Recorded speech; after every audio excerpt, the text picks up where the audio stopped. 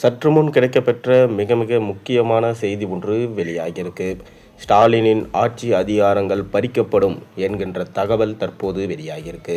வருகிற 2026 சட்டமன்ற தேர்தலில் திமுக படுதோல்வியை சந்திக்கும் என்கின்ற விஷயமும் தற்போது பரவலாக பேசப்பட்டுள்ளது. கடைசியாக திமுக தலைவர் ஸ்டாலின் எவ்வாறு தோல்வியடைந்து 10 ஆண்டுகளுக்கு மேலே ஆட்சி அமைக்க முடியாத சூழல் ஏற்பட்டதோ அதே போலதான் வருகிற 2026லும் திமுக கட்சி தோல்வியடைந்து 15 ஆண்டுகள் அவர்கள் ஆட்சி அதிகாரத்தில் இல்லாத சூழ்நிலை ஏற்படும் என்று தற்போது நிலவரம் சொல்லப்படுகிறது. மேலும் திமுகவிலிருந்து காங்கிரஸ் கட்சி பிரிவது உறுதி என்கின்ற தகவலும் தற்போது வெளியாகியிருக்கிறது. அவர்கள் பிரிந்து சென்று தாவேகா பக்கம் செல்ல இருப்பதாகவும், இதனால் திமுகவிற்கு சிறுபான்மையினர் ஓட்டு கிடைக்காது எனவும், இதனால் திமுக கிட்டத்தட்ட பல இடங்களில் அடிவாங்கும் சூழ்நிலை தற்போது ஏற்பட்டுள்ளதாம்.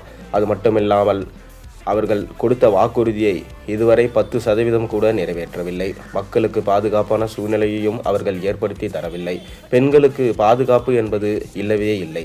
புதுமை பெண் திட்டம் என்ற பெயரில் தகுதியான பெண்களுக்கு மட்டுமே மாதந்தோறும் 1000 ஊதிய தொகை தரப்படுகிறது.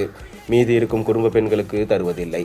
இதுவே பெண்கள் மத்தியில் திமுகவின் சரிவுக்கு காரணம். அது மட்டுமில்லாமல் இலவச பயண பேருந்து என்று சொல்லிவிட்டு பெண்கள் ஏறி சென்றால் அவர்களை ஓசியில் பஸ்ஸில் செல்கிறார்கள் என சில அமைச்சர்கள் கிண்டல் செய்வது பெரும் கண்டனத்துக்குரியதாக மாறியுள்ளது.